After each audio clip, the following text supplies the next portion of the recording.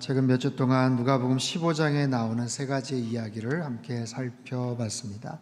세 가지 아주 유명한 비유 이야기입니다. 잃은 양의 비유, 잃어버린 동전에 대한 비유, 또 잃어버린 아들에 대한 그런 비유입니다.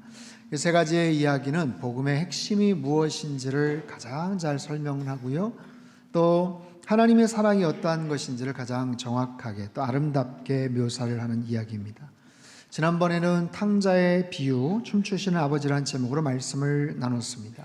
집 나간 아들, 탕자의 귀환을 기뻐 맞아주시는 아버지, 그를 기다리시고 맞아주시고 회복시켜 주시는 아버지의 모습을 함께 살펴봤죠. 우리 이 본문을 통해서 죄라는 것이 무엇인지, 참된 용서는 어떠한 것인지, 그리고 구원과 회복이 어떻게 이루어지는지를 살펴볼 수가 있었어요. 죄 가운데 방황하던 그 아들, 아버지의 품을 떠난 그 아들은 자신의 모든 것을 다 탕진합니다. 제법 많은 재산을 갖고 나갔을 텐데 그 많은 물질 재산을 다 탕진하고 허비해버리고 맙니다. 또한 그의 시간을 다 허비합니다. 모든 관계가 다 어그러집니다. 흉년이 들었다고 합니다. 흉년이 들어서 너무 배가 고프니까 돼지를 치는 그런 일을 하죠. 그래서 배가 고파서 돼지를 치는데 심지어는 돼지가 먹는 열매조차도 못 먹는 신세가 돼요. 여러분 잘 기억을 하십시오. 하나님 품을 떠난 인간이 어떤 삶을 살아가는가, 하나님 품을 떠난 인간이 어떤 모습으로 그렇게 처절하게 전락하는가. 아버지의 품을 떠나서 고생하더라도 돼지라도 치면서 어떻게든지 벌이를 하고 먹고 살면 괜찮을 텐데, 그나마 제대로 된 밥 한 끼라도 먹으면 괜찮을 텐데 그것조차도 못 먹어요. 얼마나 배가 고프면 돼지가 먹는 열매를 먹으려고 했겠어요. 그런데 그것도 먹지를 못하더라고요. 여러분 말이 됩니까? 일은 죽어라고 하고 정말 그는 틀림없이 악한 그런 주인을 만나서 지독한 고생을 했을 거예요. 그런 아들이 집으로 돌아옵니다. 그런 아들을 아버지는 먼 발치에서 보고 뛰어갔다고 합니다. 달려갔다고 합니다. 아버지는 마음껏 그를 안아줍니다. 잃어버린 지위를 다시 회복시켜 주십니다. 큰 잔치를 벌이고 기뻐합니다. 조건 없는 용서, 완전한 용서의 모습을 우리에게 가르쳐 주시죠. 이것이 하나님의 사랑이에요.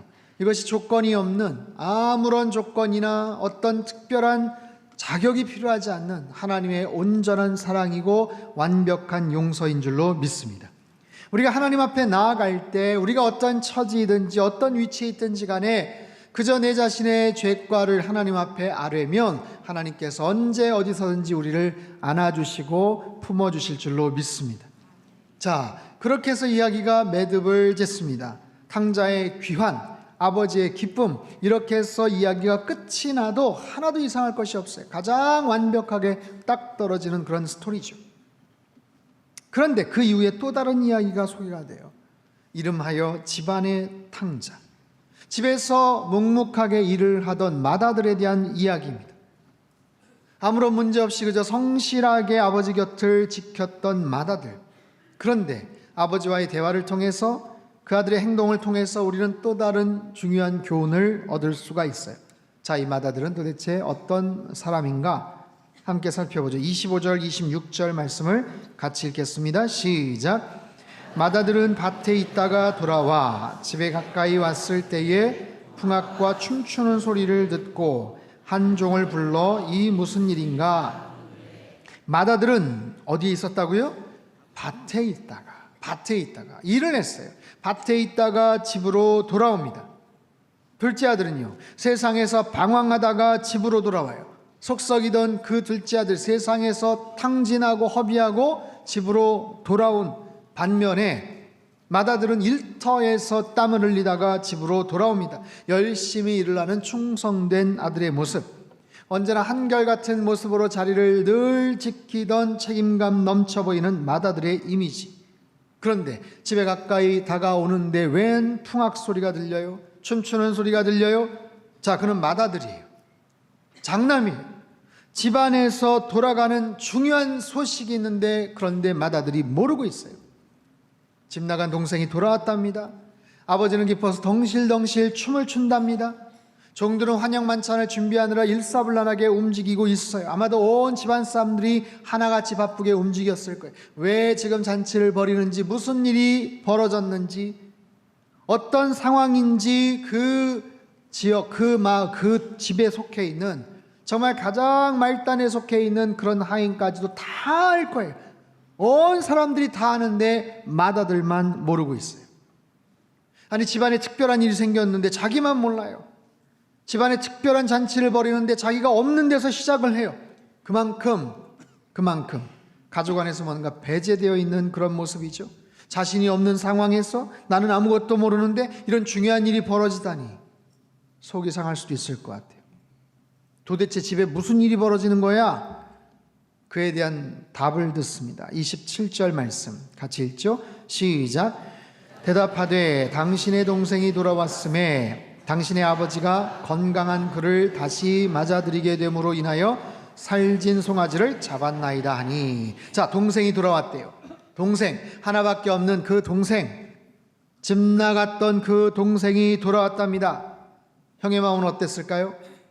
기뻤을까요? 그렇지 않았을까요? 자, 그 동생이 돌아왔다는 말에 그는 어떤 감정이 들었을까요? 제가 한번 생각해 봤어요. 상상력 우리 상호로 한번 생각해 봤습니다. 형의 입장에서 한번 생각해 봤어요. 그게 언제였더라? 우리 집안이 아주 그냥 풍비박산이 났었지. 동생이 아주 무례한 요구를 하다니 사고를 치고 나는 간다. 먼 곳으로 떠나왔던 동생.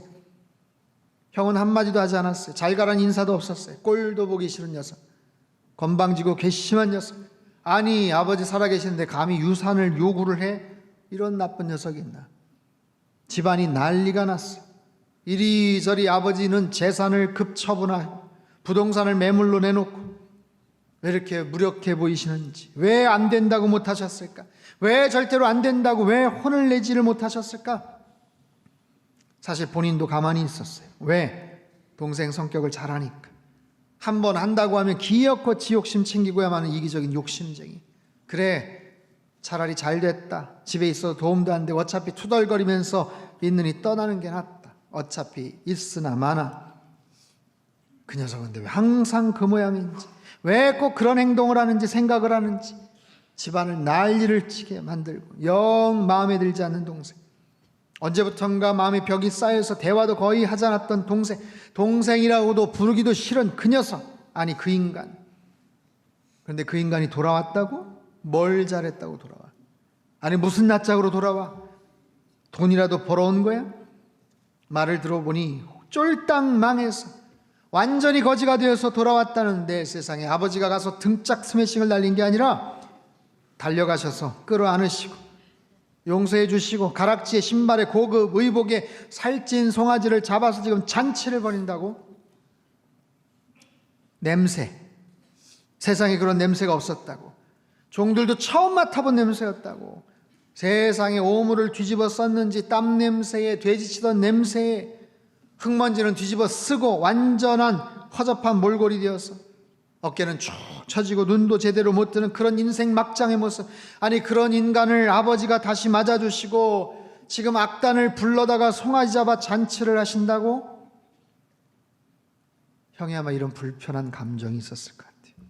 그 불편한 감정이 드디어 폭발을 합니다. 28절 말씀 같이 읽죠. 시작. 그가 노하여 들어가고자 하지 아니하거늘 나와서 고난데. 그가 노하여. 여기서의 노하다라는 뜻은 열매 속에 즙이 꽉 차 있는 상태를 의미해요. 무르익어서 꽉 녹익어서 그냥 톡 치면 주르륵 흘러나올 수 있는 그의 분노가, 그의 화가 지금 막 가득 차 있는 거예요. 그동안 쌓여왔던 동생에 대한 미움과 아버지 결정에 대한 그 불만이 한순간에 폭발하기 일보 직전에 그런 모습의 분노, 화가 머리끝까지. 여러분, 우리말로 말하면 뭐라고 말하는 게 좋겠어요? 뚜껑 열렸다? 뭐 이런 거. 그런 정도, 분노가, 화가 폭발할 그런 상황인데, 보세요, 본문에. 그가 노하여 들어가고자 하지 않았다. 형의 성격을 좀 볼 수 있어요. 아마 우리 중에 큰아들이라면 화가 나면 당장에 쫓아 들어가서 지금 띵까띵까 음악 소리 다 멈추게 하고 지금 스탑시키고 가서 막 그냥 한바탕 난리를 제끼고 상을 뒤엎고 지금 아버지 뭐 하시는 거예요 지금? 동생 찾아가 막 멱살 잡고 대판 한번 싸울 수도 있는 그런 정도의 화가 그냥 막 치밀어 오르는 그런 강렬한 감정표. 근데 보세요. 형은 화가 너무 나서 화가 머리끝까지 화가 나서 잔치에 안 들어가려고 결정을 합니다. 혼자 삐치는 성격, 그렇죠? 왕소심, 트리플 A형 뭐 이런 거예요. 수동적이고 아주 내향적인 그런 성격. 완전히 삐져버렸어요. 들어가지 않아요. 그런 마다들을 위해서 아버지가 나오십니다. 들어가고자 하지 아니하고는 아버지가 나와서 권한데, 여기서 권한다는 것은 그를 달랬다는 거예요. 그를 위로했다는 얘기입니다. 한 번이 아니라 반복해서 계속해서 그를 위로하고 권했다라는 의미예요. 마다들이 지금 몹시도 화가 나 있어요. 근데 아버지가 그를 달랩니다. 들어가자고 권하십니다. 마다들은 아버지 행동이 못마땅했어요. 돌아온 동생이 너무너무 미웠어요. 그래도 아버지는 그러지 말고 들어가서 같이 축하해 주지. 아버지와 심각한 갈등이 생겼어요. 화가 났어요. 아들은 화가 났고 아버지는 달래려고 하십니다. 자, 누가 옳습니까? 왜 이런 일이 벌어졌어요? 문제 원인 제공자는 물론 둘째겠지만 아버지 지나친 관대함 때문입니까? 아니면 마다들의 소심하고도 까칠한 성격 때문입니까? 자, 먼저 마다들의 마음을 한번 들여다보죠. 29절에 30절 말씀 같이 읽겠습니다. 시작. 아버지께 대답하여 이르되 여러 해 아버지를 섬겨 명을 어김이 없거늘 내게는 염소 새끼라도 주어 나와 내 벗으로 즐기게 하신 일이 없더니 아버지의 살림을 창녀들과 함께 삼켜버린 이 아들이 돌아오매 이를 위하여 잡으셨나이다. 자, 아들이 말합니다. 내가 여러 해 동안 아버지를 섬겨 명을 어김이 없었습니다. 공동번역에는요, 제가 여러 해 동안 아버지를 위해서 종이나 다름없이 섬겼습니다. 종처럼 섬겼습니다. 한 번도 어긴 일이 없었습니다. 섬긴다는 단어가 바로 그런 단어예요. 상전에 대한 종의 태도, 상전과 종의 관계에서 나타나는 그런 섬김의 모습, 아주 깍듯하고 굉장히 두렵고 떨리는 마음에서 정말 이 아들의 말처럼 종처럼 섬겼다는 거예요. 무엇을 할 수 있는가? 야, 역시 큰아들이구나. 열심히 일했구나. 대견하구나. 착하구나. 충성되구나. 야, 아버지를 그렇게 존경하는구나. 예의가 바르구나. 그게 아닙니다. 그게 아니에요. 종이나 다름없다라고 말해요. 종처럼 열심히 일했다고 말해요. 저는 한 번도 어긴 일이 없습니다. 아버지의 속 썩을 일이 없었을 거예요. 뭔가 집안일을 맡겨놓으면 책임감 있게 잘 했겠죠. 그런데 왜 그렇게 일을 했는가? 어떻게 그렇게 한 번도 어긴 일이 없이 그렇게 종처럼 섬겼는가? 아버지를 향한 존경의 마음인가요? 아니면 자기 가정에서 일어난 일이니까, 아니 우리 가정이니까, 우리 사업이니까, 우리 집안일이니까 그런 마음인가요? 그렇지 않은 것 같아요. 아버지에게 불평을 토로합니다. 내가 이렇게 종처럼 열심히 일했는데 염소 새끼 한 마리 받은 적이 없어요. 불만. 그래서 속상하다는 거예요. 그는 일에 대한 보상을 기대하고 있었어요. 열심히 일을 했으니까 뭔가 대가가 있겠지, 푸짐한 보상이 있겠지. 그런데 없었다는 거예요.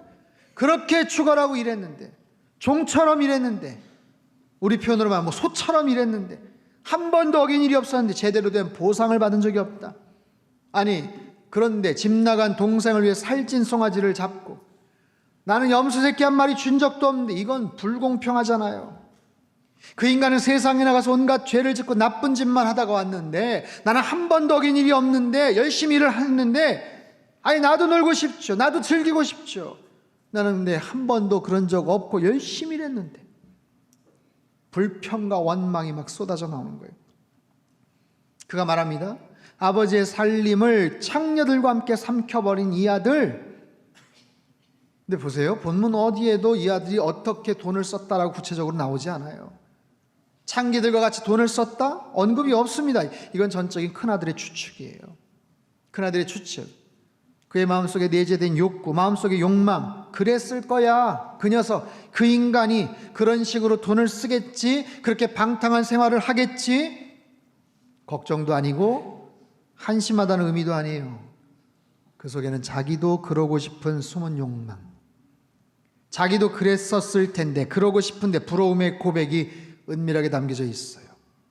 자, 이 큰아들의 분노는 동생에게만 향하지 않습니다. 30절을 다시 한번 보세요. 아버지의 살림을 창녀들과 함께 삼켜버린 이 아들이 돌아오매, 이 아들이 돌아오매. 형은 절대로 동생이라고 표현하지 않습니다. 동생이지만 동생이라고 말하지 않아요. 이 아들, 원문의 의미는요, 당신의 아들이란 뜻이에요. Your son, 당신의 아들. 동생뿐만 아니라 아버지에 대한 불만의 표현입니다. 맏아들은 자신의 의로움을 당당하게 내세우면서 동생을 비난합니다. 아버지의 행동에 대한 그런 모습, 불만을 토로합니다. 아버지가 사랑하는 그 아들, 그래 오냐 오냐 해주던 그 아들, 집 나가 재산 다 까먹고 뻔뻔하게 돌아온 그 인간을 위해서 살찐 송아지를 잡았다고요? 큰아들의 이 분노는 아버지의 권면에도 아랑곳하지 않았던 이유는 이런 당당함 때문에, 나는 한 번도 어긴 일이 없어요. 종처럼 열심히 일했어요. 그런데 나는 아버지 당신께 보상받은 것도 없어요. 나는 의롭지만 아버지는 공정하지 못했잖아요. 의롭지 못하고 이건 불공평하잖아요. 여러분 어떠십니까? 맏아들의 속상함이 한편으로는 이해가 되기도 해요. 또 분노의 그 불만과 이것이 공감이 또 되기도 합니다. 하지만 또 반면에 맏아들의 행동과 언사가 지나치다라고 생각이 들어요. 그래서 제목을 집안의 탕자라고 불렀어요. 집안의 탕자. 여러분, 이 상황에 아버지의 마음은 어땠을까요? 아버지는 어떤 마음을 갖고 계셨을까요? 아버지는 마음이 아파요. 마음이 아픕니다. 마음이 몹시 아픕니다. 둘째 아들은 죄 때문에 아버지를 아프게 했다면 맏아들은 자신의 의로움으로 인해서 아버지를 아프게 해요. 둘째는 유산을 미리 달라는 패륜적인 요구로 아버지의 마음에 비수를 꽂았다면 첫째는 아예 자기가 교만한 재판장의 모습으로 오히려 아버지를 정죄하고 비난하고 있습니다. 정말 맏아들의 이야기처럼 아버지가 잘못 판단한 것일까요? 공정하지 못한 것일까요? 아버지는 큰아들보다도 더 의롭지 못한 분일까요? 이번엔 아버지의 마음을 한번 들여다보죠. 31절 32절입니다. 시작. 아버지가 이르되 너는 항상 나와 함께 있으니 내 것이 다 내 것이로되 이 내 동생은 죽었다가 살아났으며 내가 잃었다가 얻었기로 우리가 즐거워하고 기뻐하는 것이 마땅하다 아니라. 아버지가 아들을 어떻게 불러요?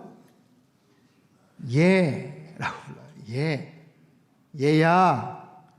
영어 성경에는 my son, 나의 아들아. 큰아들을 아주 자비로운 어조로 부릅니다. 아들이 화가 나서 달려들듯이 쏘아붙이는데 아버지는 사랑을 담아서 얘야, 내 아들아, 너는 항상 나와 함께 있지 않았니? 얘야, 내 것이 다 네 것이지 않니? 내 아들아, 네 동생 죽었다가 잃었다가 다시 살고 얻었는데 아니 우리가 즐거워하는 것이 마땅하지가 않니?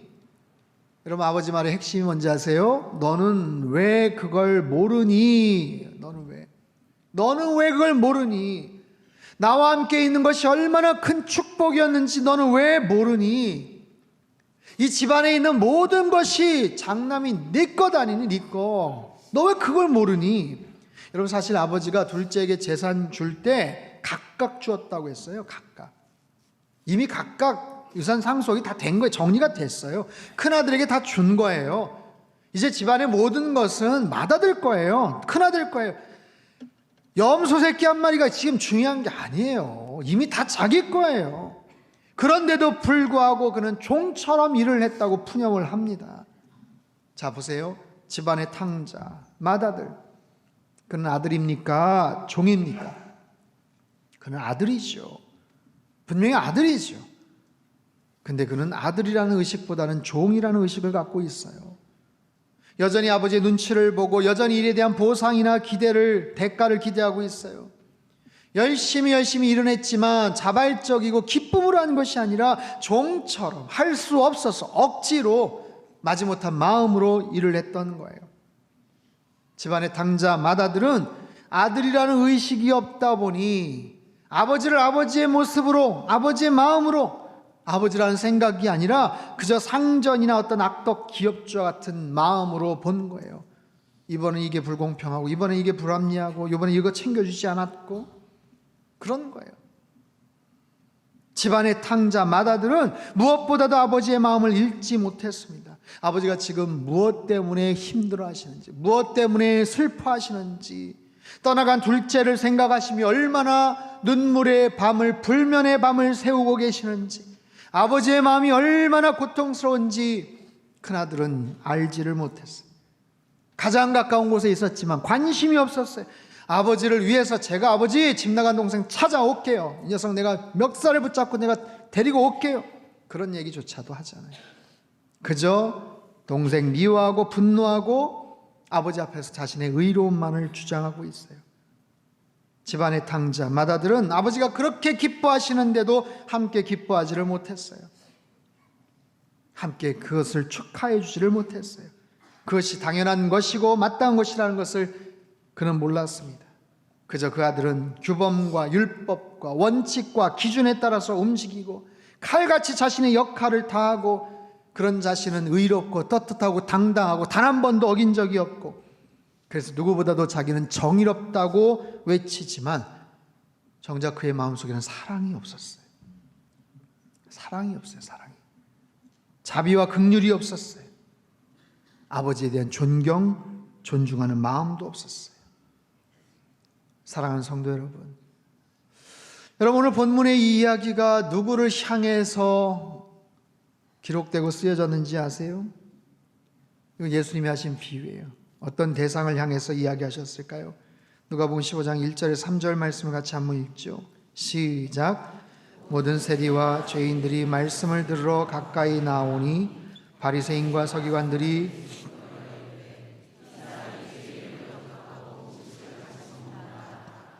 예수께서 그들에게 이 비유로 이르시되, 예수께서 그들에게 이 비유로 이르시되, 누구에게요? 바리새인과 서기관들에게. 죄인들을 보면서 수군거리던 바리새인과 서기관들, 철저하게 말씀을 지켰던, 하나님의 율법을 준수한다고 자부심을 갖고 의롭다고 자랑했던 그들의 관점으로 볼 때 세리와 죄인들은 정말 한심한 종자들, 죄 많고 더러운 상종해서는 안 될 바로 그런 인간들. 근데 그런 인간들 왜 예수님이 영접하고 함께 음식을 먹어? 이해가 되질 않는 거예요. 야, 진짜 구제불능이고 난센스네. 하지만 바리새인과 서기관들, 자기들은 하나님 말씀을 잘 알고 율법을 준수한다고 그렇게 자부했지만 정작 하나님의 마음이 어디에 있는지를 몰랐어요.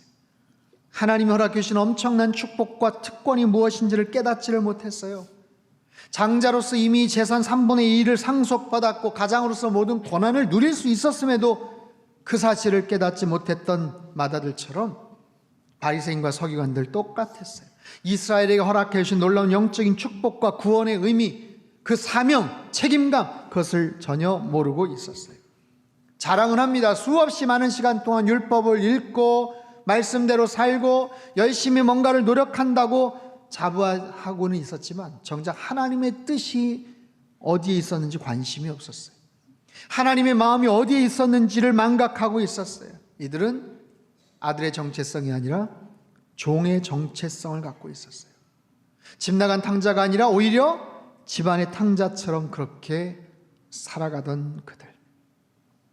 사랑하는 성도 여러분, 우리가 믿음 생활을 하면서 이렇게 예배를 드리고 교회 와서 신앙생활을 하면서 우리는 어느 쪽에 가까울까요? 집을 나갔던 탕자입니까? 아니면 집 안에 있는 탕자입니까? 집을 나간 탕자는요, 죄 때문에 아버지와 멀어졌어요. 반면에 집안의 탕자는 자신의 의로움 때문에 아버지와 멀어졌습니다. 우리는 어떤 쪽인가요? 우리 교회는 어떠해야 할까요? 이 땅의 교회는 어떤 모습이어야 될까요? 많은 교회가 집안의 탕자와 같은 마음들이 있어요. 집안의 탕자와 같은 마음. 우리는 의롭고 세상은 악하다. 우리는 구원받은 하나님의 자녀이고 세상의 인간들은 심판받게 될 죄인들이다.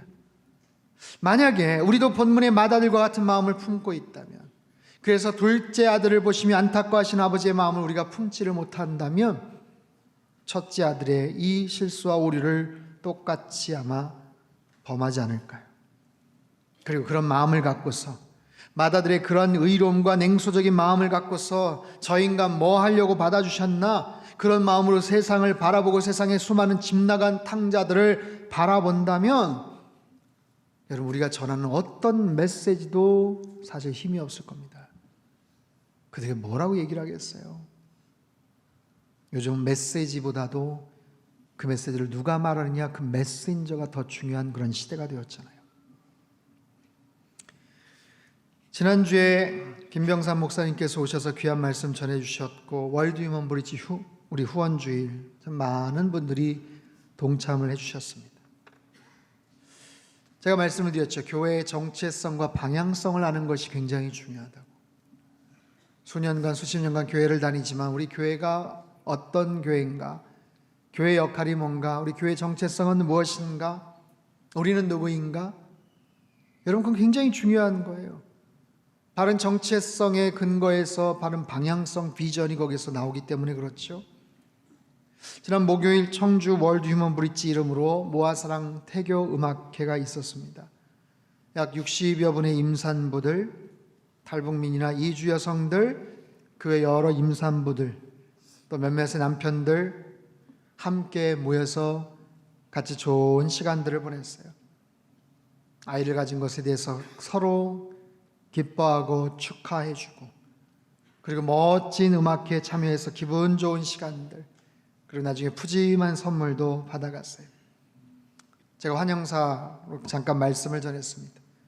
하지만 거기에서 복음의 메시지를 전했던 것은 아니에요. 여러분, 이 자리에 왔으니까 교회 꼭 다니셔야 됩니다. 오셨으면 양심이 있어야지 이번 주에 꼭 오세요. 이런 얘기 하지 않았습니다. 제가 눈도장 다 찍었습니다. 나갈 때 뭐 그러지 않았어요.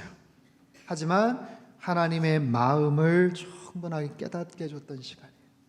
생명을 갖는다는 건 얼마나 기쁜 일입니까? 얼마나 축하받아야 될 그런 자격이 있는 분들이에요.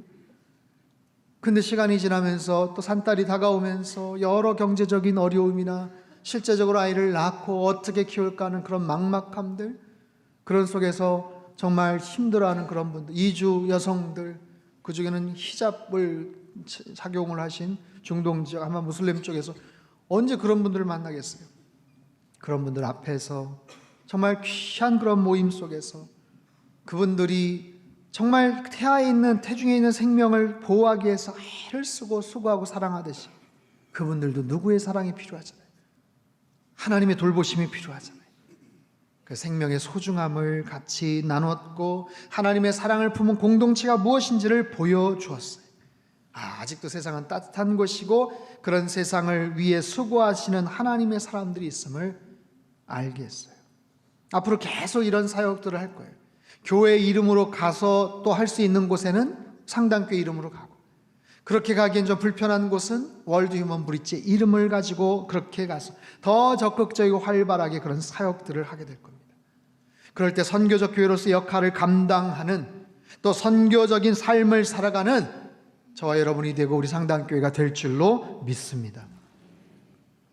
마지막 32절의 말씀을 한 번 더 나누고 마치려고 합니다. 우리말 성경인데요, 마지막 32절 말씀 같이 읽죠. 시작. 그러나 내 동생은 죽었다가 다시 살아났고 잃었다가 찾았으니 우리가 잔치를 벌이며 기뻐하는 것이 당연하다. 당연하다. 아버지의 말입니다. 당연하다. 당연한 것이 있다는 거예요. 여러분, 이것은 곧 예수님의 말씀입니다. 하나님의 말씀입니다. 당연한 것이 있다라는 거예요. 그렇게 하는 것이 당연하다. 근데 당연하게 생각하시는 것을 우리가 당연하지 않게 생각을 하고 행동을 안 한다면 거기서 문제가 생기겠죠. 주님께서 우리에게 말씀하셔요. 우리가 무엇에 기뻐해야 되는지, 그것이 얼마나 당연한 것인지, 그것이 당연한 것이기 때문에 우리가 무엇에 우선시하는 삶을 살아야 되는지, 우리가 어떤 마음을 품어야 되는지 당연하게 우리가 마음을 품고 우리의 손과 발을 모아서 뭔가를 해야 되는 그런 일들이 있다는 거예요. 아들인지 종인지 우리의 영적 정체성을 정확히 하는 것이 얼마나 중요한 것인지, 그것이 얼마나 당연한 일인지 여러분 바라기를 이번 한 주간도 주님의 마음을 품고 살아가는 저와 여러분 되시기를 주님의 이름으로 축원합니다. 하늘 아버지 되시는 우리 주님께서 당연하게 여기시는 일에 여러분 관심을 가지시기를 바랍니다. 하늘 아버지 되시는 우리 주님께서 당연하게 생각하시는 일에 우리의 재정이 들어가고 우리의 모든 열정과 시간이 모아지고 그 일을 위해서 힘쓰시는 그런 삶이 된다면 하나님이 기뻐하시지 않겠어요? 우리 상당교회가, 이 땅의 모든 교회가 하나님께서 당연하다고 여기시는 일에 매진할 수 있다면 여러분 온 세상이 더 밝아지지 않겠습니까? 우린 종이 아니에요. 하나님의 아들이요 하나님의 딸이요 하나님의 자녀임을 분명히 믿습니다. 그런 분명한 영적 정체성을 가지시고 이 세상 속에서도 주눅들지 말고 오직 하나님 아버지, 하늘 아버지의 뜻을 그렇게 잘 실천하며 주님께서 기뻐하시고 당연하게 여기시는 일에 온전하게 헌신하시는 저와 여러분의 삶이 되시기를 주님의 이름으로 축원합니다. 기도하겠습니다. 하나님 아버지, 하나님께서 사랑하시고 주님의 핏값으로 우리를 건져주신 하나님의 귀한 아들, 딸들, 하나님의 자녀들입니다. 그 사실을 망각하지 않게 하시고 종이라는 생각 속에 주눅들거나 눈치 보며 살지 않게 하시고 영적 정체성을 분명히 깨닫고 아버지 되시는 그 하나님께서, 주님께서 당연하게 여기시는 일에 우리의 마음을 솟게 하시고 평생 헌신하며 살게 하여 주시옵소서. 그런 선교적인 삶을 살게 하시고 그런 선교적인 교회 되게 축복하여 주옵소서. 존귀하신 예수님의 이름으로 기도합나이다. 아멘.